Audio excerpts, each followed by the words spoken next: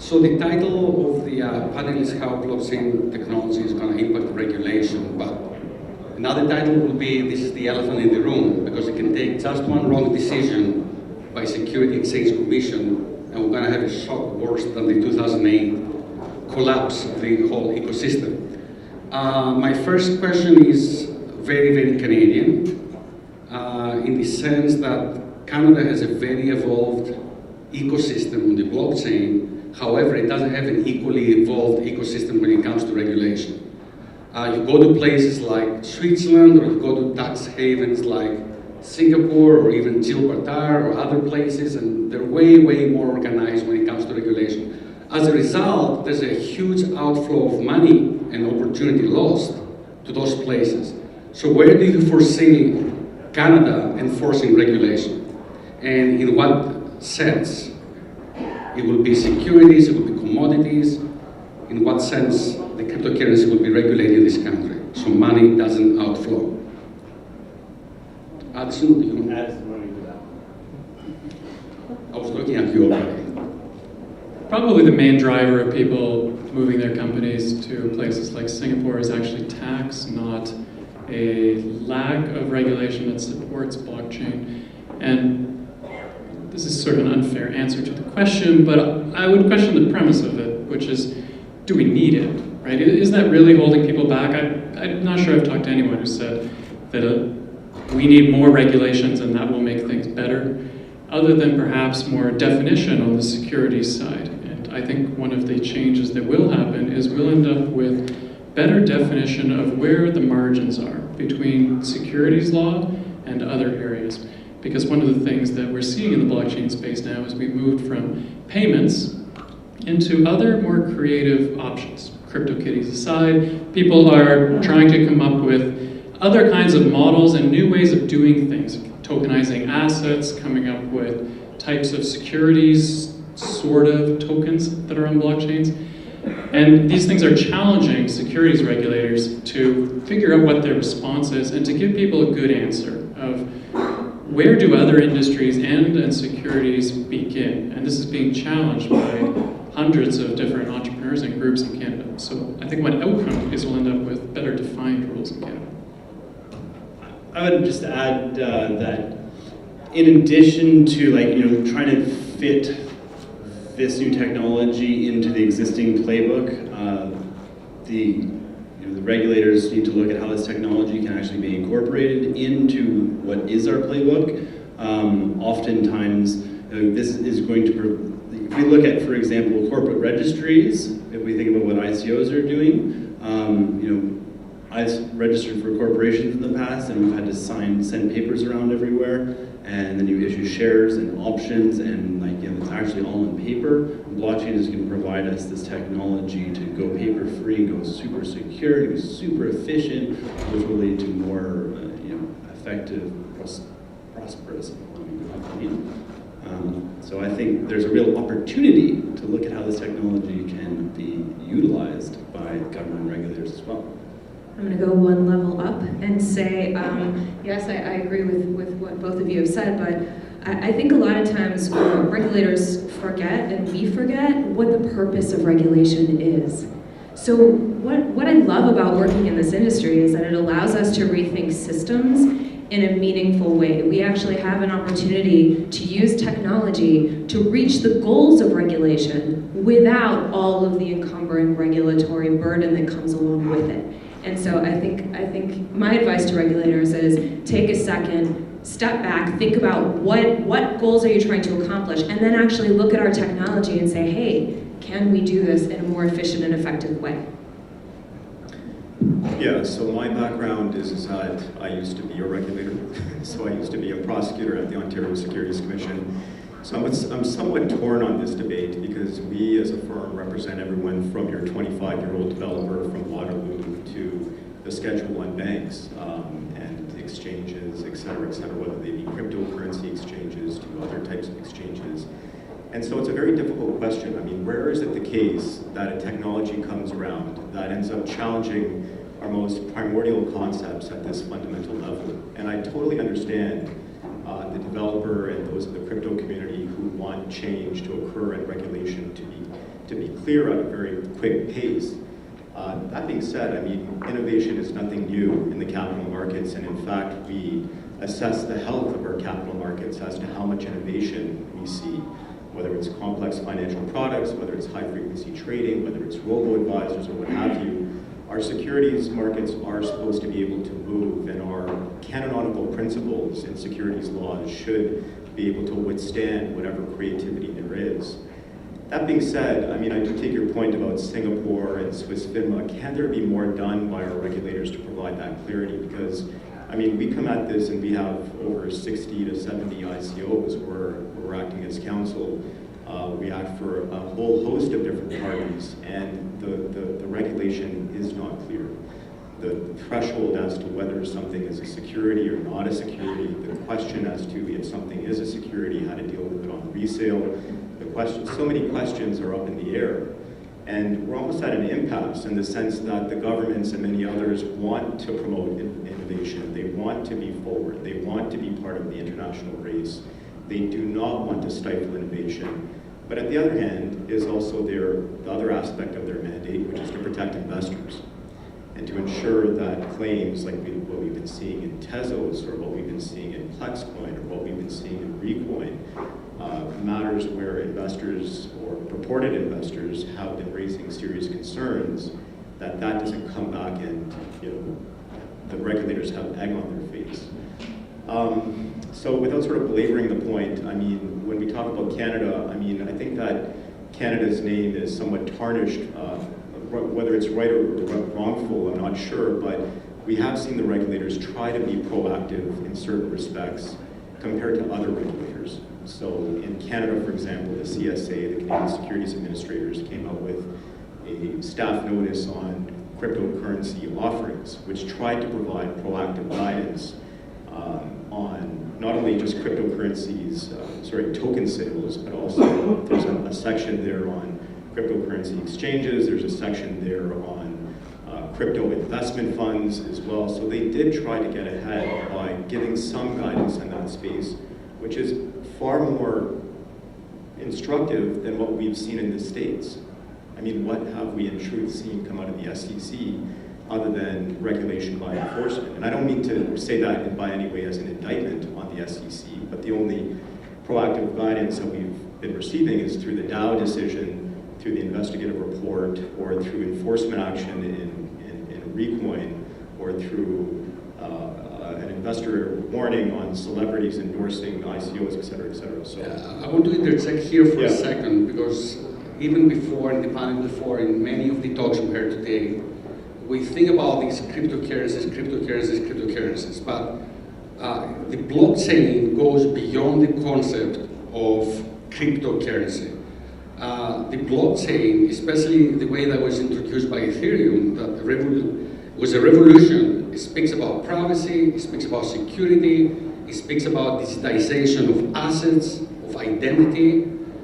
Everybody wants my data. Google, Facebook, Amazon, all of those guys love my data and your data. And the blockchain provides an opportunity to give security and privacy to the people that has been compromised since 9/11, essentially, right? So the regulation doesn't involve only how the cryptocurrencies will be regulated, but how this concept of privacy and security will be regulated and protected and not compromised as it's been happening for the last 16 years. So what do you feel is the direction towards this? So forget about coins, forget about tokens, think about privacy, think about security. I think it's going in the direction of self-sovereign data and taking control over all of our data. One of the sponsors here is Data Wallet, and this is what their entire mission is about, is how do we allow, as an individual, I want to take back control of my data and then be able to monetize it directly to these things. Right now, like the data, our data we don't have control over, it lies out there. This is something Don Tapscott likes to talk about, the notion of the personal black box. Like imagine you have the keys to all your data and you can also tie them together, and then you can apply AI and deep learning and just selectively share de-identified data out there to yield better services to you as an individual, which will lead to better discovery, better purchases, and more prosperity. So I think we're going to reclaim our data, and the circle dystopia is not going to happen. Yeah, no, I'm going to agree with you, Cole. I think the biggest problem for regulators, and I speak to them all the time, and I've been regulated in 35 jurisdictions, just so you know, and I've never done anything wrong. The biggest issue is they're not educated. We're into a new paradigm shift, and regulators have got no clue how to deal with this. And I've been telling, I'm lucky in Australia because I've got one regulator, one government, that I know. In Canada, you've got lots of regulators. In Europe, you've got thousands. In the US, you've got more. So for me, it's been a much easier journey because it's easier to have a conversation with 3 people and make a decision than 397. But regulators got one thing or 2 things right about. One is, people's privacy and their control over what happens to the consumer protection. And regulators are not bad people. That's what they do. And the other thing is, how do they stop consumers being ripped off? So the technology and the innovation that we've seen in the last couple of years has gone much faster than any regulation that I've ever seen in any financial market or any product for the last 450 years. So we've come to a point where we've gone, oh God.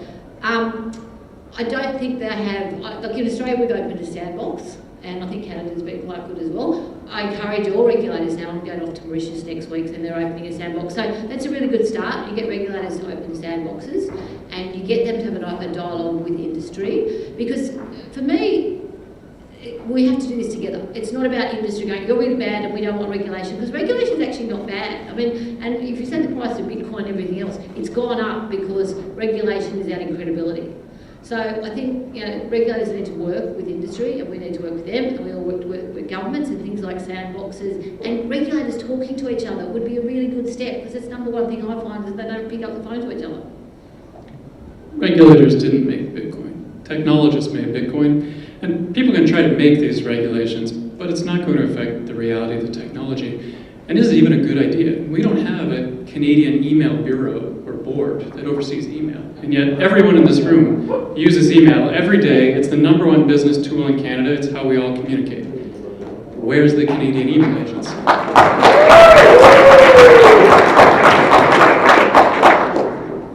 So there's another aspect actually that goes hand by hand to these. There are technologies out there like Zcash and Monero that they're completely anonymous. If they told you Bitcoin is anonymous, they lie to you.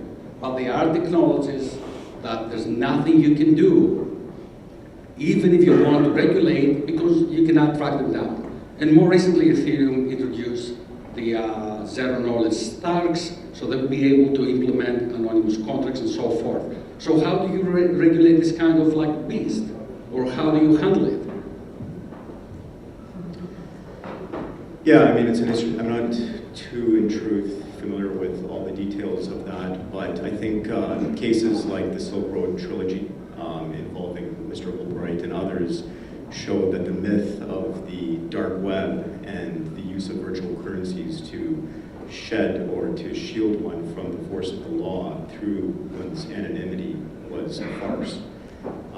And what regulators were doing, and I'm still learning more about this, were issuing search warrants and summonses against parties like the exchanges or digital wallets, where you could get access to identity. And a perfect example of that is what's happening with Coinbase right now, which was just subjected to an order by the court in California to disclose the identities and certain informations about the accounts of individuals who had been transacting over $20,000 over the period of 2013 to 2015, and were potentially not declaring that as tax, or the tax consequences. And so regulators, in fact, I'm not sure what their opinion would be on the various technologies that you just mentioned. In fact, many of them see blockchain technology as a positive. And I used to be in the insider trading unit at the Ontario Securities Commission, and it would take us forever to get access to data, blue sheet data, selector data across various platforms. Now I have to go to Cayman Island, then have to go to BVI, then have to go to Switzerland, and compile all this information through MMOUs, through our IOSCO agreements, et cetera, et cetera. And here we now have a platform where if I issue summonses against certain parties, I can get access to information. So I'm not sure what those particular technologies do. With Zcash and Monero and zero-knowledge stacks, you will never find who was behind any transaction. It's a black hole. And now we're moving. You mean like the government is now, like the government spending Black is? hole. And now we're moving to decentralized exchanges running on those blockchains, that it will also be a black hole, which means you can never track down who was behind it. Should we be afraid? No, my question, an obvious question as a technologist, is if you regulate Bitcoin or if you regulate Ethereum as you regulated everything in my life, then I'm going to start running over there, and the only regulation is to call me a criminal. But to call me a criminal, you cannot get me because you cannot find me. Well, we have, I mean, outside of like knowing exact financial transactions, if you're doing illegal activity, like, you know, there are other ways to catch criminals other than knowing the exact transactions that they've made through their course of lives. And, you know, just like, you know, when we're seeing the regulations too, and you mentioned Ross Albright and Silk Road too. Like, this was an example of an innovator in the day trying something, and yes, it didn't, like, you know, the cause of it wasn't great, but, you know, he's had the book thrown at him pretty darn hard, and, you know, he messed up, and he saw growth. Like, he built something that just really grew, and it's a travesty that you know what's happened, and I think this is one of these precedents, and there's been more data as well. And his mother, Lynn Albright, is like, I've met her in person. She's a beautiful, wonderful person, and you know, they could use some help. Well, I was going to say that, I mean, I speak to regulators a lot, you know, Southern and I, especially in India, oh goodness. I mean, and the thing is, when I came into this space in 2012, there was no regulation. So I started to write the self-regulation, which we did in Australia, and I think a lot of other countries adopted, because most people will do the right thing. Most people want self-regulation. They don't want to get in trouble. And if you self-regulate, you can't stop people doing bad things, but it sets a precedent, and most people will follow that. And in most exchanges I know, you know, the Trade Relevant Board, we have more KYC AML than most banks do. Good God. So I say to banks, you know, the central bank and regulators, if you want to track something, like, go back to the person that bought Bitcoin, because you need to have an account. So let's use that as a good thing. And so it's much more open and transparent for regulators. And if you want to do bad things, don't. People are going to do them anyway. People do really bad things with cash. Good God, I can go across the border from Punjab into Pakistan and buy an AK-47 with a whole lot of rupee, but you think I can do that with Bitcoin? No. I think part of the issue on this panel is we're talking about different kinds of regulation that are really different. Like, I don't think anyone would advocate having KYC rules for buying a pizza from Domino's. Like, it might sound safer and maybe I'll have more control over who's buying the pizzas, but it would be a disaster for the Canadian economy if we started trying to adopt these rules for more and more things. So we're talking about having something be regulated. Well, what does that mean? Does it mean regulating the companies that supply the ingredients for the pizzas? Probably not the point of sale of the pizzas. Maybe the money transfers, their taxes. These are all completely different things with completely different implications. So when people talk about regulating Bitcoin or Zcash or something else, what are we regulating? Who are these regulators? A lot of what we've been talking about are securities regulators, but that's just one of thousands and thousands of different government agencies in Canada alone that regulate all kinds of aspects of commerce and of people's lives. So I'm not sure there's really an answer to this question. In fact, I'm sure there isn't. There are thousands of different answers to this question. And I think a lot of people, I mean, who in this room wants financial privacy? Right? Exactly. You know, the fact that Zcash and Monero exist and that privacy measures exist is a reflection of the market. And, you know, regulators haven't really had to respond to market forces in any meaningful way in a really long time, and this technology forces us, again, to recognize the reality of this technology. People want financial privacy. We want transparency for institutions and privacy for individuals. This technology allows us to do that. And to the extent that regulators don't want to adopt that role, I hope that all of us in this room who do want privacy will make them do it. And one very last question, so we keep it on time and on schedule. And I know Pamela said something very interesting earlier when she gave a talk. There was a nice article, Law Technology Review, saying that if you're a lawyer, you don't know about blockchain technology, that means you're about to retire by 2020. So having said that, Having said that, there is a smart contract. Smart contract, imagine, is like a legal contract that I don't need a lawyer or a court to impose it, but the blockchain makes sure that it works correctly. So the smart contract violated, and I lose money. How do I get my money back? Do I go to court, or what is the process? So how the legal profession will be influenced by the existence of this new type of contracts called smart contracts enforced by a blockchain. The smart contracts kind of execute, and it should be the lawyers who are participating in designing kind of effective smart contracts as they currently design paper contracts.